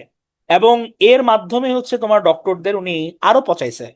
হ্যাঁ, কিন্তু মেইন কাহিনী হচ্ছে এটা। আচ্ছা, পিওর সোলকে আমাদের হচ্ছে খালেদ জিজ্ঞেস করেছেন। পিওর সোল হচ্ছে ডক্টর ব্ল্যাকিনশপ। তাহলে কাহিনী হচ্ছে আরেকবার বলি যে ডক্টর রিজন উনি হচ্ছে টিবির একটা ভ্যাকসিন আবিষ্কার করছে। এখন উনার হাতে খুব লিমিটেড ভ্যাকসিন, এবং যেহেতু লিমিটেড আছে উনি সবাইকে দিতে পারবেন না, কাউকে দিতে পারবেন কাউকে পারবেন না। ওই সময় জেনিফার নামে এক ভদ্র মহিলা তার কাছে আসে, জেনিফার অনিন্দ সুন্দরী, সে দেখেই প্রেমে পড়ে যায়। এবং জেনিফারের হাজবেন্ড লুইস, সে তোমার প্রতিভাবান শিল্পী কিন্তু বাটপার আছে। অন্যদিকে হচ্ছে ডক্টর ব্ল্যাকিনশপ, যে তোমার অনেস্ট মানুষ, পিওর সোল। এখন উনি কনফিউশনে পড়ে যায় যে ভ্যাকসিন আছে একটা, ক্যান্ডিডেট দুইটা, আমি কি ডক্টর ব্ল্যাকিনশপকে দিব নাকি লুইসকে দিব, যে কোনো একজনকে বেছে নিতে হবে। এটা তার নৈতিক সংকটে পড়ে। আবার তার মাথার মধ্যে কাজ করে যে যদি আমি জেনিফারের হাজবেন্ডকে না দিই, লুইস যদি মারা যায়, তাহলে হয়তো জেনিফারকে আমি বিয়ে করতে পারবো, এরকম একটা চিন্তাও তার মাথায় আসে। এবং আমরা শেষ পর্যন্ত দেখতে পাই ডক্টর ব্ল্যাকিনশপকে সে মূলত দিছে, জেনিফারের হাজবেন্ডকে সে দেয় নাই। এবং লুইস একসময় মারা যায়। মারা যাওয়ার পর সে মনে করছিল যে হয়তো তখন জেনিফার তার দিকে আকৃষ্ট হয়ে চলে আসবে, কিন্তু বাস্তবে এটা হয় না। এবং নাটকের শেষে টলস্টয় আমাদের দিকে প্রশ্ন ছুড়ে দেয় যে ডক্টর কি এখানে নিরপেক্ষ ছিল কিনা। এইটা হচ্ছে গিয়ে আমাদের মূলত ডক্টরস ডিলেমার কাহিনী, যেখানে কঠিনভাবে ডাক্তারদের চপেটাঘাত করছে। এবং আমরা কোটেশনের মধ্যে দেখবো ডাক্তারদের যে উনি কি পরিমাণ বাজ দিচ্ছে। এবং এখানে বলছে কিন্তু, মানে ডিরেক্ট উনি বলছে যে ডাক্তারদের নাকি একমাত্র তোমার স্বার্থ হচ্ছে টাকা পয়সার সাথে। হ্যাঁ, পিকুনিয়ারি ইন্টারেস্ট হচ্ছে তাদের হচ্ছে মূল। আমার মনে হয় যে মানে জীবিকার সঙ্গে কোনো ডাক্তার মেয়ের রিলেশন ছিল, হয়তো তাকে তার সঙ্গে ডিচ করছে, এই কারণে সে এত খ্যাপা। নাহলে এত খ্যাপা হওয়ার আমি কোনো কারণ দেখি না। কঠিন ভাবে সে পচাইছে। এটা ভ্যাকসিন, এটাই প্লট তোমার কাহিনী, সুমা। যদি এত সিম্পল হয়ে যেত, মেডিসিন আবার তৈরি করে থাকতো, আমরা কি আর ডক্টর সিলেবা পাইতাম? দেখো উনার মেজর থিম তাহলে ছিল যে medical ethics versus personal feelings. একজন চিকিৎসা কি শুধুমাত্র চিকিৎসাগত যুক্তি দিয়ে সিদ্ধান্ত নেয়, নাকি ব্যক্তিগত আবেগও তার সিদ্ধান্তকে প্রভাবিত করে? পুরো নাটক জুড়ে প্রশ্ন ছিল একটাই। Quotation: the first duty of a doctor is to teach people not to take medicine. সুন্দর কথা না? প্যাট্রিক কুলেন, ওই যে সিনিয়র যে ওয়াইস ফিজিশিয়ান, উনি বলছিল যে শ এখানে তোমার অতিরিক্ত চিকিৎসা ওষুধ নির্ভরতার সমালোচনা করেন। উনি বলেন যে একজন ভালো চিকিৎসকের কাজ শুধু কাজ ওষুধ দেওয়া নয়, বরং অপ্রয়োজনীয় ওষুধ থেকে রোগীকে দূরে রাখা। এবং ইম্পর্টেন্ট কথা, হ্যাঁ, যে আমার to teach people not to take medicine. এবং আমি, ধরো, আমি তো পাবলিক হেলথের মানুষ, আমাদের মূল মোটোই হচ্ছে গিয়ে প্রিভেন্টিভ মেডিসিন, যে আমাকে ডিজিজটা প্রথমে হওয়া থেকে আমি যদি আটকাতে পারি, তাহলে হয়তো আমাকে সামনে প্রসিড করতে হবে না। এবং অনেক ক্লিনিক্যাল ডক্টরও কিন্তু ট্রাই করে তোমার হচ্ছে ওষুধপত্র কম দিতে। কিন্তু কিন্তু এখানে একটা ব্যাপার আছে। ধরো তুমি একটা মাথা ব্যথা নিয়ে গেছো, একজন ডক্টর তোমাকে নর্মাল প্যারাসিটামল লিখে ছেড়ে দিল, তুমি ওই ডক্টরকে 1,000 টাকা বা 500 টাকা ভিজিট দিয়ে দেখাইছো, হয়তো তার সিরিয়াল নেওয়ার জন্য তোমার কাছে কষ্ট হয়েছে। তুমি গিয়ে দেখলে ডক্টর শুধু নাপা দিয়ে তোমাকে ছেড়ে দিছে, কোনো আর কোনো ওষুধ দেয় নাই, কোনো টেস্ট দেয় নাই, বললে এটা খান ছেড়ে যাবে। অ্যাজ এ পেশেন্ট তখন আমার কি মনে হবে? নর্মাল সাইকোলজি থেকে আমি এটা প্র্যাকটিক্যাল উদাহরণ দিচ্ছি, এটা আমি দেখছি। তখন মনে হয় যেটা, যে শালার হ্যাঁ টাকা নষ্ট হইছে, যে এতক্ষণ অপেক্ষা করে কি দেখালাম, প্যারাসিটামল একটা দিল, এটা তো আমিও জানি। আবার অনেক ডক্টর থাকে, তারা আবার চালাক, তারা জানে যে রোগী আসছে ভাই কালকেই সুস্থ হয়ে যাইতে। তার কাছে এটা কনসার্ন না যে আমাকে যে বেশি ওষুধ যদি আমাকে দেয়, তাহলে সেটা হয়তো আমার অন্য ইম্প্যাক্ট ফেলতে পারে। আমি যদি স্টেপ বাই স্টেপ আগাই, আমি আগে প্যারাসিটামলটা খাই, এটা যদি তে না কমে তাহলে আমি নেক্সট ওষুধে যাই। কিন্তু তার কথা হচ্ছে আজকে আমি ওষুধ খেয়ে কালকে আমি দাঁড়ায় যাব, আমাকে প্যারাসিটামল দিতে হবে, আমাকে অন্য ওষুধ দিতে হবে, আমাকে কম্বিনেশন দিয়ে আমার দাঁড় করাই দিতে হবে। এই কারণে অনেক ডক্টর কি করে, তাহলে ঠিক আছে, তাহলে কম্বো থেরাপি নেন, আমি দিই ধুমছে ওষুধ, আপনি কালকে দাঁড়ায় যাবেন। এই জায়গায় দুইজনেরই ঝামেলা আছে, রোগীরও ঝামেলা আছে, ডক্টরেরও ঝামেলা আছে। হ্যাঁ, এই যে সাত ভাইয়ের সাথে সেম কাহিনী হচ্ছে, এবং এটা হয়। মানে আমি যার কথা বলছি, এক বড় ভাই, মানে আমার লাইফে দেখো one of the finest doctor, শিশুদা, আমার এলাকার। মানে উনি হচ্ছে গিয়ে তোমার 20টা বেশি রোগী দেখেন না, এত চমৎকার ভাবে ইয়ে করেন, উনার খুবই জনপ্রিয়তা আছে। কিন্তু মাঝে মাঝে দু একটা রোগী আমরা দেখতাম যে উনি শেয়ার করতো আর কি, যে স্যার আর কিছু দিলেন না, হাই হাই শুধু প্যারাসিটামল অথবা শুধু গ্যাস্ট্রিকের ওষুধ। এটা হচ্ছে গিয়ে আমাদের অনেক সময় ধারণা থাকে যে যখন আমি একদম ভর্তি করে ধরো ওষুধ দিলাম, মনে করি যে না এই বড় ডাক্তার, টেস্টাস দিলাম। But it depends. অনেক অনেক ট্রিটমেন্টে আছে যে তোমার আসলে অনেক ওষুধ আসলে লাগে, আবার অনেক জায়গায় অল্পতেই সেরে যায়। এই যে ধরো আমাদের কমন একটা টেন্ডেন্সি আছে, এখানে একটু জ্ঞান ঝেড়ে দিই, সেটা হচ্ছে ধরো আমার জ্বর হইলো, আমরা অনেকে চিন্তা করি যে হ্যাঁ হ্যাঁ জ্বর হয়েছে, আমি ওষুধের দোকানে গিয়ে অ্যান্টিবায়োটিক খেয়ে ফেলি। এটা যে কি পরিমাণ ক্ষতি করে রে ভাই। তোমার জ্বর হয়েছে, তুমি প্রথমে প্যারাসিটামল দিয়ে এটা কাভার আপ করার চেষ্টা করো, 3 to 4 days 5 days দেখো, তারপর যদি না হয় তুমি ডক্টরের পরামর্শ নিয়ে তারপর তুমি অ্যান্টিবায়োটিক নাও। এখন তুমি যদি ভেরি ফার্স্টেই তুমি শুরু করে দাও অ্যান্টিবায়োটিক, এবং তুমি তো ডোজও জানো না, ডোজ কমপ্লিটও করতেছো না, ওষুধের দোকানদার তোমাকে কাইটা দুইটা দিছে এবং সে বিজ্ঞের মতো বলছে এই দুইটা খায় ফেলেন, খেলে সেরে যাবে, তুমি খাচ্ছ, সেরেও গেছে, কিন্তু ক্ষতি হইলো কোথায়? এটা ডোজ ছিল 5টা, আমি খাইলাম 2টা।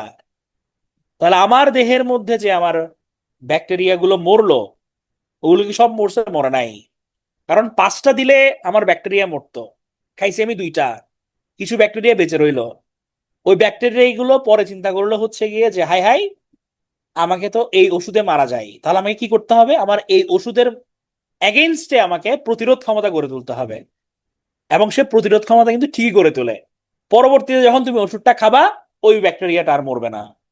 এখন এরকম যখন তুমি বিভিন্ন অ্যান্টিবায়োটিক খাইতে শুরু করবা এবং তুমি ডোজ কমপ্লিট করবা না, এক সময় দেখা যাবে কি তোমার শরীরে কোনো অ্যান্টিবায়োটিক কাজ করতেছে না, কোনো ব্যাকটেরিয়া মরতেছে না, যেটাকে বলে অ্যান্টিবায়োটিক রেজিস্ট্যান্স। এই অ্যান্টিবায়োটিক রেজিস্ট্যান্স যদি ডেভেলপ করে যায় এবং করতেছে, তখন নর্মাল সর্দি কাশিতেও মানুষজন মারা যাবে। আমাদের দেশ কিন্তু ওদিকে যাচ্ছে। আমরা ডক্টররা বলে, আমরা পাবলিক হেলথ প্রফেশনাল, আমরা খুবই কনসার্ন, আমাদের এটা নিয়ে রিসার্চও চলে।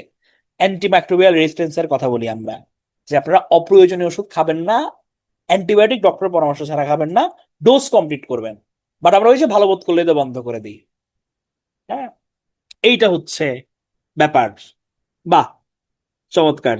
দিয়ে ইয়ে চলছে, খুব বাজে অবস্থা। মানে আমার নিজেরও কাজ করেছি, তো আমার নিজেরও একটা রিসার্চ করেছি আমি এমআর নিয়ে, সো উই নো দ্যাট, ভয়ানক অবস্থা। এটা বলা যাতে আপনারা বুঝেন, এখানে তো আমাদের 119 জন প্রেজেন্ট আছে। এখন এটা আইডিয়াটা শেয়ার করা যাতে অন্য জায়গায় বোঝানো যায়, এবং নিজেরাও হচ্ছে আমরা যেটা মেনটেন করি, গ্রামে আরো বেশি, গ্রামে আরো বেশি। গ্রামে তো আমার ফাইন্ডিংসটা গ্রামেই, আমি ফাইন্ডিংস একটা শেয়ার করি, গ্রামে গিয়ে আমি যেটা দেখছি এবার উপর আবার হচ্ছে আমি, চাঁদপুর ছিল হচ্ছে আমার সাইট, ওখানে হচ্ছে আমরা করেছি। করার পর আমরা যেটা দেখলাম ফাইন্ডিংস, যে মানে মানুষ তো বটেই, মানুষের যে অ্যান্টিবায়োটিক, হাঁস মুরগির জ্বর হইলে বা তোমার তারা একটু মানে লেথার্জিক হয়ে গেলে, মানুষের অ্যান্টিবায়োটিক গুঁড়া করাই তোমার ইয়েকে খাওয়াচ্ছে, এই যে পশু খাওয়াচ্ছে। তাহলে আমরা খাচ্ছি তো খাচ্ছি, আমরা পশু পাখিকে খাওয়াচ্ছি, তাহলে অ্যান্টিবায়োটিক সর্বত্র। আমি নিজে খাচ্ছি ওষুধ, পশু পাখি খাওয়াচ্ছি, ওগুলো আমরা আমরা খাচ্ছি, আমাদের বর্জ্য পদার্থের মাধ্যমে এটা পরিবেশে যাচ্ছে, চারিদিকে অ্যান্টিবায়োটিক। তাহলে আমাদের কি আর কাজ করবে? করবে না। এবং বিলিভ মি, আইসিইউর মধ্যে আমরা এখন যত ডেথ দেখি, ম্যাক্সিমাম ডেথ হচ্ছে অ্যান্টিবায়োটিক রেজিস্ট্যান্সের কারণে, কারণ ওই মানুষটার শরীরে আর কোনো অ্যান্টিবায়োটিক কাজ করে না। এখন অ্যান্টিবায়োটিক তোমার যখন কাজ করবে না, নর্মাল অসুখও তোমার কাছে ভয়ানক হয়ে যাবে, নর্মাল ব্যাকটেরিয়াও তখন তোমার কাছে পাওয়ারফুল। এটা হচ্ছে ভয়াবহ পরিস্থিতি। সো এটা খেয়াল রাখতে হবে। তাহলে এত কিছু অবতারণা হচ্ছে গিয়ে তোমার এই লাইন থেকে, যে first duty of a doctor is to teach people not to take medicine. Second quotation, life does not cease to be funny when people die any more than it ceases to be serious when people laugh. এটা মৃত্যু এবং জীবনের বাস্তবতা নিয়ে আলোচনা করতে গিয়ে sir Patrick বলেছেন, উনি বলেছেন যে মানুষ মারা গেলেও জীবনের অদ্ভুততা শেষ হয় না, মানুষ হাসলেও জীবনের গুরুত্ব কমে যায় না। হ্যাঁ, তাহলে এই যে ধরো তোমার আমরা ফানিনেস অথবা হচ্ছে লাভ, এই জিনিসটা আপেক্ষিক। এটা নেভার এন্ডিং না যে এটা গেলে ওইটা হবে, এটা আসলে ওইটা আসবে, ব্যাপারটা এরকম না। হ্যাঁ, দুইটার মধ্যে চেঞ্জেস থাকে continue. Every profession is a conspiracy against the laity, এটা বলছে প্যাট্রিক কুলেন মেডিকেল প্রফেশনালসের উদ্দেশ্যে। যে একটা গোষ্ঠীর উনি সমালোচনা করছেন, চিকিৎসক সমাজ সহ সব পেশাজীবী গোষ্ঠীর, এবং উনি দেখাইছেন যে অনেক সময় পেশাজীবীরা নিজেদের স্বার্থকে মানুষের উপরে স্থান দেন, সাধারণ মানুষের উপরে। হ্যাঁ, মানে নিজের একটা পাওয়ারের প্রতি তোমার একটা অ্যাট্রাকশন থাকে। হ্যাঁ, এবং নিজের যেটা স্বার্থ এটা সবসময় আমরা প্রায়োরিটাইজ করি, এটা নিয়ে হচ্ছে উনি বলছেন। এবং আরেকটা strong line, goodness and greatness are not the same thing. এটা খুব সুন্দর জিনিস। যে তোমার, আমরা দেখলাম কি যে লুইস প্রতিভাবান, অসৎ, আবার ব্লেকিন সৎ, সৎ কিন্তু সাধারণ। তাহলে এট দ্য সেম টাইম কেউ গুড হইতে পারে, গ্রেট নাও হইতে পারে। হয়তো তাকে আমি পারস্পরিক যে অবস্থা বাহ্যিকভাবে তাকে দেখতেছি, ও গুড স্টেটে আছে, সে প্রতিভাবান, এভরিথিং ইজ ফাইন, সবুজ টিক, বাট ডিপ ইনসাইড হয়তো সে ফ্রড। তাহলে goodness greatness are not the same thing. তাহলে প্রতিভাবান হতে পারে, আবার নৈতিকভাবে ভালো নাও হইতে পারে। What right have you to decide who shall live and who shall die? এটা হচ্ছে মোরাল কোয়েশ্চন, যে তোমাকে কে অধিকার দিছে যে কে বাঁচবে কে মরবে, এটা ঠিক করার নৈতিক প্রশ্ন। ডাক্তার উদ্দেশ্যে বলছে, রিজিয়নকে বলছে যে সীমিত চিকিৎসা সুবিধার্থে সে যেহেতু রোগী নির্বাচন করতে বাধ্য হচ্ছে, তখন সে বলছে যে কোনো মানুষ কি অন্য মানুষের জীবন মৃত্যু নির্ধারণ করার অধিকার রাখে? তাহলে আমার কোটেশন দেখলাম যে first duty of a doctor is to teach people not to take medicine. আমরা ফানি এবং লাভ নিয়ে হচ্ছে দেখলাম every provision is a conspiracy against the laity, goodness and greatness are not the same thing, what right have you to decide who shall live and who shall die. বুঝছি আমরা এটা? বোঝা গেছে ডক্টরস ডিলেমা, ক্যারেক্টার্স মেইনলি গল্পটা। ওকে, এবার হচ্ছে আমরা last হচ্ছে আর্মস অ্যান্ড দ্য ম্যান, যে বিষয় আরেকটা কাহিনী, এটা হচ্ছে ইন্টারেস্টিং গল্পটা। এটা হচ্ছে তোমার একটা প্রবলেম প্লে, আবার এন্টি রোমান্টিক কমেডি অনেকে বলে, মডার্ন এজের বুলগেরিয়ার কাহিনী। হিস্টোরিক্যাল ব্যাকগ্রাউন্ড যদি ধরি, এটা হচ্ছে তোমার সার্বো বুলগেরিয়ান ওয়ার নিয়ে। হিরোর নাম হচ্ছে ক্যাপ্টেন বার্নসলি, আর হিরোইন হচ্ছে রায়না পেটকফ। এবং এটারও মেইন থিম হচ্ছে তোমার রিয়েলিটির সঙ্গে রোমান্টিসিজমের একটা গ্যাপ। যে রোমান্সে থাকলে আমরা এক ধরনের চিন্তা ভাবনা করি, আবার যখন রিয়েলিটি চেক করি তখন আবার ভিন্ন। দুইটার মধ্যে যে গ্যাপটা, এইটা মূলত এখানে তুলে ধরা হয়েছে। তাহলে রাইনা পেটকফ সে হচ্ছে আমার হিরোইন, ক্যাপ্টেন বার্নসলি সে সুইস প্রফেশনাল সোল্ডার, হ্যাঁ, হিরো। সার্জিয়াস সে বুলগেরিয়ান অফিসার, ক্যাথরিন পেটকফ রায়নার মা, মেজর পেটকফ রায়নার বাবা। লোকা এখানে হচ্ছে গৃহকর্ত্রীর ভূমিকা, আর নিকোলা হচ্ছে সার্ভেন্ট। এটা খুব মজার একটা গল্প। তো প্লে মূলত এখানে হচ্ছে তোমার সার্বো বুলগেরিয়ান ওয়ার চলতেছে। বুলগেরিয়ার এক ধনী বাড়ি, ধনী পরিবারের মেয়ে হচ্ছে রায়না পেটকফ, অত্যন্ত রোমান্টিক। সে নিজেকে চিন্তা করতে হচ্ছে গল্পের নায়িকা উপন্যাসের নায়িকাদের মতো করে, এবং তার কাছে যুদ্ধ এটা হচ্ছে বীরত্বের জায়গা।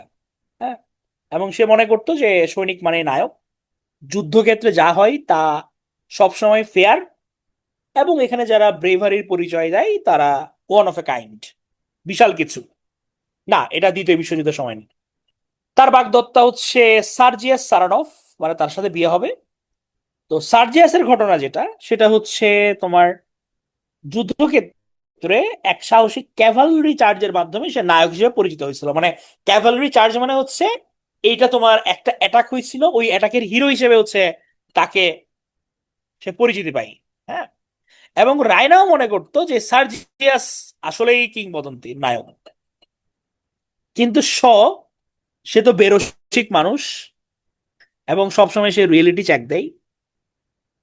আমরা ডক্টর ডিলেমাতে যেরকম ডক্টরদেরকে সে একদম চপাটাঘাত করছে, তেমনি এই যে তোমার এই গল্পে এই প্লেতে আর্মস এন্ড দ্য ম্যানে সে হচ্ছে আবার সোলজারদের একদম চরিত্র হনন করছে। হ্যাঁ, আমরা দেখবো এটা কিভাবে হচ্ছে গিয়ে তোমার এই রোমান্টিক ধারণাগুলো ভাঙতে শুরু করছে। তাহলে রায়না পেটকভ তার বাগদত্তা যার সাথে তার বিয়ে হবে তার নাম হচ্ছে সার্জিয়াস পেটকভ, সার্জিয়াস সারানভ, যে আরেকজন তোমার সুইস সোলজার। এখন এক রাতে রায়নার শোবার ঘরে ভুলে একজন সৈনিক ঢুকে পড়ে যার নাম হচ্ছে ক্যাপ্টেন বার্নসলি, এবং সে সুইস প্রফেশনাল সোলজার। তোমার ইয়ে ছিল হচ্ছে বুলগেরিয়ার। তাহলে অপোনেন্ট পার্টির একজন ঢুকে গেছে, ক্যাপ্টেন বার্নসলি। সে আহত, ক্লান্ত এবং প্রাণ ভয়ে মূলত সে পালিয়ে এসেছে। তো রায়না তাকে প্রথমে ভয় পেয়ে যায়, কিন্তু পরে তাকে লুকিয়ে রাখে। এই জায়গায় খুব একটা ইন্টারেস্টিং ঘটনা ঘটে। রায়না লক্ষ্য করে যে ব্লান্সির পকেটে গুলি নাই, আছে চকোলেট ক্রিম। চকলেট আছে তার পকেটে। খুব উদ্ভট না যে সোলজারের কাছে থাকবে গুলি, গুলি না থেকে তার পকেটে আছে চকলেট। তখন ব্লান্সলি কঠিন ভাবে একটা কথা বলে, যেটা এই নাটকের ধরো মেইন ফিলোসফি বলা যায়। বার্নসলি বলে যে যুদ্ধক্ষেত্রে গুলির চেয়ে চকলেট বেশি কাজে লাগে। এবং এখানে আমরা দেখতে পাই ব্লান্সলির পরিচয় হচ্ছে চকলেট ক্রিম সোলজার নামে। তাকে রায়না এই নামে ডাকে। তো এইটা কেন বলছে গুলির চেয়ে চকলেট বেশি কাজে লাগে? কারণ ব্লান্সলির কাছে যুদ্ধ একটা বাস্তব জিনিস, এটা বীরত্ব নয়, এটা হচ্ছে বেঁচে থাকার সংগ্রাম। এবং তোমার কাছে গুলি তো লাগবে, ঠিক আছে, তুমি যুদ্ধক্ষেত্রে গেছো, তোমার এটা থাকবে, সাথে খাবারও থাকা দরকার। এবং এই ব্লান্সের সঙ্গে কথা বলেই রায়না বুঝতে পারে যে ও আসলে যুদ্ধের আগে যেরকম চিন্তা করছিল যে এটা হিরোইক একটা ব্যাপার অল দা টাইম, এখানে নেগেটিভ কোনো কিছু নাই, কিন্তু সে দেখলো আসলে তার যে থিঙ্কিং, রিয়েল যুদ্ধের যে সিনারিও আমরা তো দেখতে পাই, আমরা এখন জানি যে যুদ্ধ তো ম্যানমেড। এখানে নৈতিকতার ধার ধারা হয় না। এখানে দেখা যায় কি সবসময় এক পক্ষ বেশি সুবিধা পায়, আরেক পক্ষকে একদম ধুলার সাথে মিশাই দেওয়া হয়। এই ধরনের থট গুলো তার মধ্যে আসতে শুরু করে, যে যুদ্ধকে সে রোমান্টিসাইজ করতো, যে যুদ্ধের সৈনিকরা কতই না বা বীর, এটা তার ভাঙতে শুরু করে। সে বুঝতে পারে যে যুদ্ধ মানে হচ্ছে ভয়, ক্ষুধা, বিশৃঙ্খলা, এগুলো দ্বারা ভর্তি সে যুদ্ধ। ইন দ্য মিন টাইম তোমার হচ্ছে সার্জিয়াসের কাহিনী ধরা পড়ে। কি কাহিনী? তার যে বিখ্যাত ক্যাভেলরি চার্জের যে ঘটনা, দেখা যায় কি যে এইটাতে মূলত তার কারণেই এই ইনসিডেন্টটা হয়েছে, এবং তার নির্বুদ্ধিতার কারণে মূলত কিছু মানুষ মারা গেছে, কিন্তু ঘটনাচক্রে সেই হচ্ছে হিরো হয়ে গেছে। তো এই ঘটনার মাধ্যমে হচ্ছে মূলত হিরো ওয়ারশিপের সমালোচনা করে। আমরা এরকম দেখবো যে অনেক ঘটনায় যে নায়ক হওয়ার কথা ছিল না সে নায়ক হয়ে বসে আছে। এই জায়গাতেই হচ্ছে গিয়ে জিবি শ উনি হিট করছে, যে আমরা হিরোদের যে সব সময় আহ পূজা করি, আরাধনা করি, বাট এটার পিছনে অন্য রিয়েলিটিও থাকতে পারে। গ্রাউন্ড রিয়েলিটি বা ক্রস চেক করা উচিত। হ্যাঁ। চার্জিসটা এরপর হচ্ছে কি আরো বড় ধাক্কা আসে, যখন দেখতে পাই যে সার্জিস রায়নার সঙ্গে তো তার বিয়ে হবে, কিন্তু গোপনে বাড়ির গৃহকর্মী লুকার সাথে হচ্ছে তার রিলেশন আছে। এবং এতে বোঝা যায় যে সার্জিস সে আদর্শিক নাগরিক নয় যাকে রায়না কল্পনা করেছিলেন। হ্যাঁ, সার্জিয়াস, কিন্তু সার্জিস না। হ্যাঁ, সার্জিয়াস কোন ধরনের চরিত্রের সঙ্গে মিলে গেলে আমরা কর্তৃপক্ষ দায়ী নয়। তো কিছুদিন পর বার্নসলি হচ্ছে আবার পেটকফ পরিবারের সাথে আসে, এবং রায়না উপলব্ধি করে যে সে আসলে সার্জিয়াসকে না, বরঞ্চ ব্লান্সলিকে হচ্ছে সে সম্মান করে। সে আসল ভালোবাসা খুঁজে পায়, কারণ ব্লান্সলি হচ্ছে সৎ, বাস্তববাদী, বুদ্ধিমান, আর দ্বিতীয় হচ্ছে সার্জিয়াস নাটকীয় এবং আত্মপ্রবঞ্চিত বাটপার। সে যেটা হয় যে রায়না বার্নসলি তাদের হচ্ছে মিলন হয়, বিয়ে হয়ে যায়। আর এদিকে সার্জিয়াসের সঙ্গে লোকা, ওই যে গৃহকর্মী, নাটক শেষ হয় রোমান্টিক কল্পনার পরাজয় এবং বাস্তবতার বিজয়ের মাধ্যমে। তাহলে আমাদের সিম্পল কাহিনী, মেইন ক্যারেক্টার এগুলাই, যে রায়না পেটকভ, এটা বুলগেরিয়া সার্বিয়ার যুদ্ধের ঘটনা। রায়নার সঙ্গে তোমার সার্জিয়াস তার বাগদত্তা। রায়না আবেগপ্রবণ মেয়ে, ইমোশনাল মেয়ে, তার মাথার মধ্যে সবসময় নায়করা যুদ্ধক্ষেত্রে যারা যায় তারা সবসময় বীরের দৃষ্টিতে সে দেখে। একদিন ঘটনাচক্রে তার বাড়িতে চলে আসে ব্লান্সলি পালাই যেতে গিয়ে। ব্লান্সলি দেখে যে সে দেখে যে তার কাছে গুলি নেই, গুলির পরিবর্তে চকলেট, হোয়াইট চকলেট। তখন ব্লাডস্লি বলে আসলে যুদ্ধক্ষেত্র তুমি যারা মনে করছো সেটা না, এখান তো শুধুমাত্র আমরা যুদ্ধ হচ্ছে ব্যাপারটা এরকম না, আমাদের ক্ষুধার সঙ্গে লড়াই করতে হয়, চারিদিকে বিশৃঙ্খলা এটার সঙ্গে লড়াই করতে হয়। তখন রাইনার মনে চেঞ্জ আসে, আসলে এতদিন যে সে যুদ্ধ নিয়ে যেটা ভাবছিল বা বীরত্ব নিয়ে যেটা ভাবছিল সেটার মিনিং আসলে ডিফারেন্ট। যুদ্ধ মাঝে মাঝে দেয়ালে পিঠ থেকে গেলে বেঁচে থাকার সংগ্রাম, বেঁচে থাকার লড়াই। এদিকে আবার তোমার সার্জিয়াসের ক্যারেক্টার যে লুপহোল এগুলো প্রকাশ পায়। সার্জিয়াস যে কারণে বীরত্বের খ্যাতি পাইছিল দেখা গেল কি কাহিনীটাই পুরো ফেক, এখানে বরঞ্চ তার দোষ। আবার সার্জিয়াসের সঙ্গে হচ্ছে লুকার সম্পর্ক ছিল, এটাতেও তার মন ভেঙে যায় এবং রায়না বুঝতে পারে যে সে মূলত ব্লান্সলিকে সম্মান করে, কারণ ব্লান্সলি হচ্ছে তোমার রিয়েল কথা বলছে, সে প্র্যাকটিক্যাল। এবং আমরা দেখতে পাই কাহিনী শেষে যে রায়না এবং ব্লান্সলির মিলন হয়ে যায়, আর এদিকে সার্জিয়ার সঙ্গে লোকার্স ক্যারেক্টার প্রবলেম আছে, কঠিন লেভেলের ক্যারেক্টার প্রবলেম। তাহলে এখানে মূলত উনি দেখাতে চেয়েছেন রিয়েলিটি অ্যান্ড রোমান্টিক ইলুশন। পুরো নাটক জুড়ে উনি দেখিয়েছেন যে প্রেমকে, যুদ্ধকে বা বীরত্বকে অতিরঞ্জিত এবং রোমান্টিক ভাবে কল্পনা করা হয়, কিন্তু বাস্তবতা অনেকটাই ভিন্ন। এখানে খুব ইম্পর্টেন্ট দুই তিনটে কোটেশন আছে, বিশেষ করে যেটা খুব ইম্পর্টেন্ট সেটা হচ্ছে এইটা, 9 soldiers out of 10 are born fools, এটা পরীক্ষায় আসে। এটা মূলত ব্লান্টসলি বলছিল রায়নাকে যুদ্ধের বাস্তবতা আলোচনা করতে গিয়ে। এটার ডিপ মিনিং যেটা, ডিপ মিনিং হচ্ছে গিয়ে যে অধিকাংশ সৈনিক যুদ্ধকে বুদ্ধিমত্তার নয় আবেগের চোখে দেখে। হ্যাঁ, এখন তুমি যখন আবেগের চোখে দেখবে তখনই বলছে এদেরকে ফুল, যে 10 জনের মধ্যে 9 জনই ফুল। কারণ যুদ্ধ ইমোশন ঠিক আছে, তার সাথে কিন্তু তোমার বুদ্ধিমত্তাও থাকতে হবে, কারণ তুমি ইমোশনাল হয়ে 100 জন সৈন্যের সামনে ধরো চলে গেলা যে মার আমাকে, তাহলে ভাই তুমি মরবা, তোমার ইয়ে আটকাই যাবে, তোমার দেশ বরঞ্চ একটা সোলজার হারাবে। এর চেয়ে তুমি বুদ্ধিমত্তার সঙ্গে একসঙ্গে কিভাবে একসাথে খতম করা যায় অথবা ম্যাক্সিমাম কিভাবে মারা যায় ওই ফন্দি করলে বরঞ্চ তোমার দেশের জন্য ভালো। তাহলে এইটা উনি ফুটাই তুলছে। All of them, dear, all of them believe that the soldier's trade is the noblest of all trades. এটা ক্যাথরিন বলছে যে সমাজ যুদ্ধকে অতিরিক্ত গৌরবময় করে দেখে, এত গৌরবের কিছু না। The world is not such a fairy tale as it seems. Romantic কল্পনার বিপরীতে যে বাস্তব জীবন রূপকথার মতো নয়। সুপ্রভা যেটা বলেছে রিয়েলিটি চেক, রিয়েলিটি চেক দিছে উনি প্রত্যেকটা পয়েন্টেই। I have gone through the war exactly as I would throw a circus. মানে যুদ্ধের অযৌক্তিকতা নিয়ে অনেক সময় বিশৃঙ্খল এবং হাস্যকর, মানে যুদ্ধকে হচ্ছে উনি মোটামুটি দিছে। কারণ আমরা আসলে দেখতে পাই যে তোমার খুব ক্ষুদ্র একটা জিনিস নিয়ে হয়তো মানুষজন লড়াই করছে, যুদ্ধ অনেক সময় অযৌক্তিক, কারণ যুদ্ধ চাইলেই এড়ানো যায়। The bravest man is the one who is afraid, খুব ইম্পর্টেন্ট একটা লাইন এবং তাৎপর্যপূর্ণ একটা লাইন।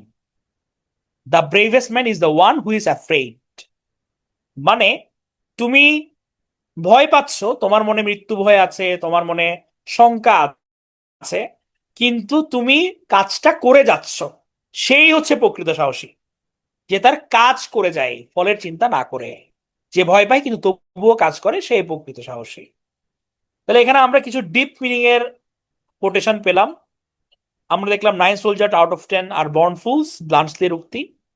আমরা দেখলাম হচ্ছে the world is not a such a fairy tale as it seems. I have gone through the war exactly as I would through a crisis. The bravest man is the one who is afraid.